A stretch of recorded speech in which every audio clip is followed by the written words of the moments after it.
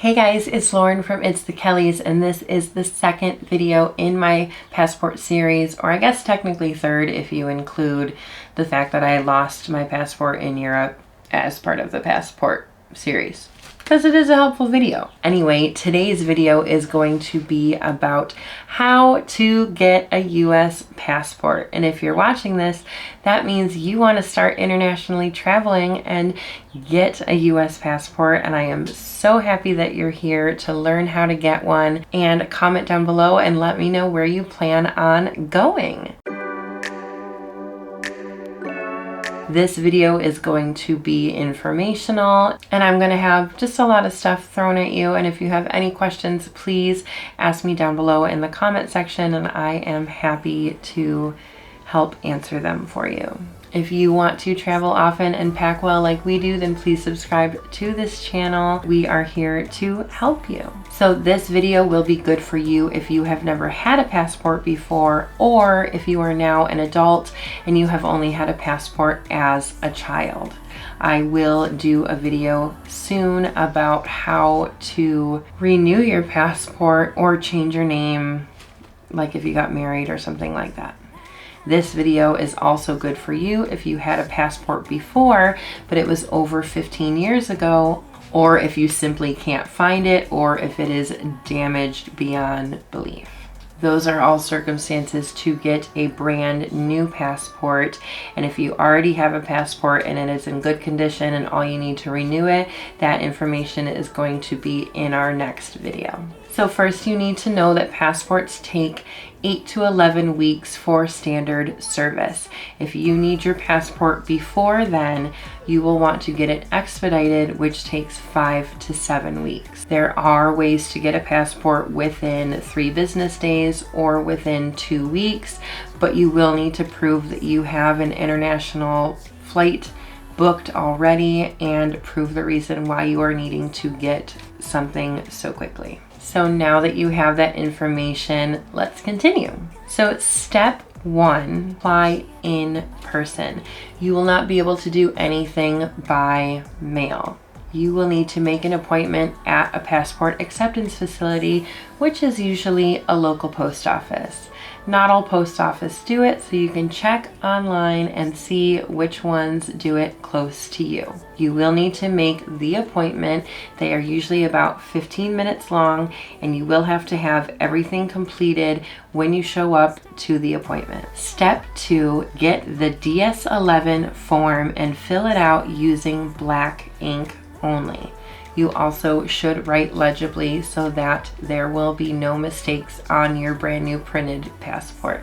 You can get one of these at your local post office or print them out online, but if you print it, do not print it front and back. It has to be single-sided only. Because you are going to do your appointment in person, it is extremely important that you do not sign and date the form until you are in person. The passport person will have to witness you signing and dating the form. When you fill out the DS-11 form, you are going to have to choose whether you want a passport book of standard size, which is 24 pages, or 52 pages, which is a larger book. The larger book does not cost any more money whatsoever, but is a good idea if you plan on traveling a lot within the next 10 years. You can also get a passport card. However, that is only good for traveling by car to Canada or Mexico, or traveling by boat to the Caribbean or Bermuda. I think the passport card is kind of silly, and you should just get the passport book because it's good for everything. You cannot internationally travel by air with a passport card. You will need to write in your social security number on this form, as well as information about both of your parents. So do make sure that you know all of that information when filling it out. When it comes to your gender marker on this form, they have male, female, or X.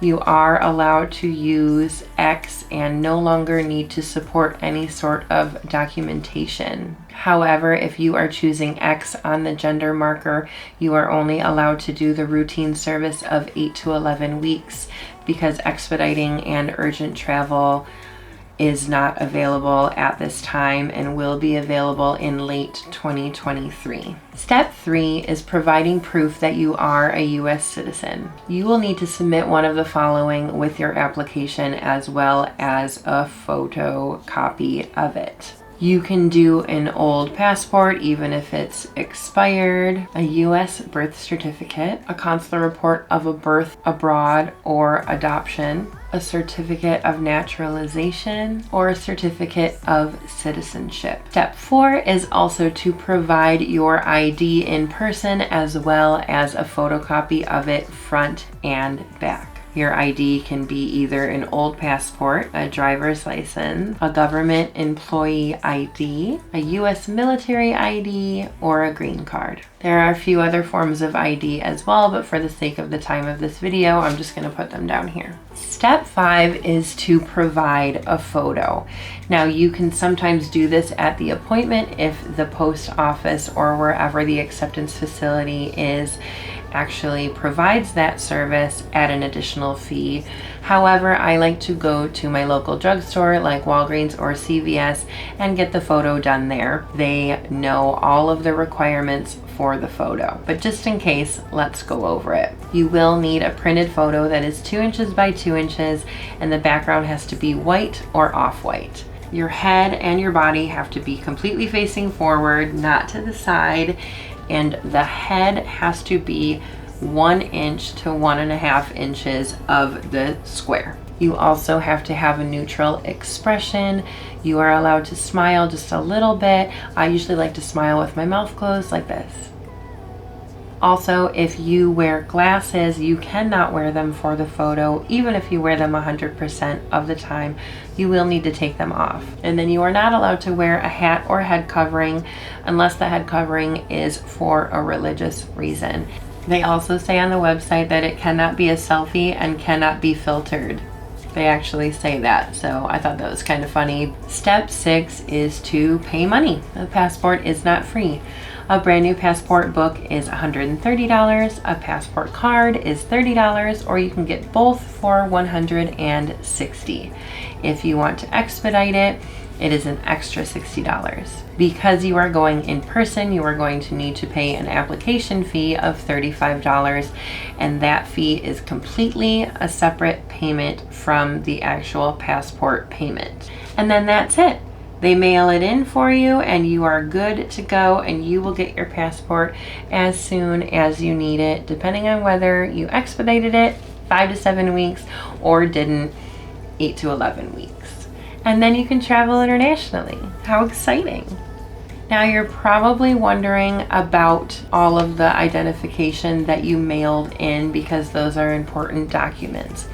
You will receive your passport by mail, and then you will receive a separate mailing. Sometimes it comes a day before, same day, or a little bit after, with all of the important documentation that you sent in, such as your original birth certificate or an old passport. So don't worry, you will get it back. It just might not be the exact same day. So happy traveling, you guys. I'm so excited that you're getting a passport. It's a very exciting time, and I hope that you enjoy your future travels. When you need to renew your passport, or if one of your friends or family need to renew a passport, then that will be the next video in this series. Thank you guys so much for watching. I hope you're subscribed to this channel, and we will see you next time.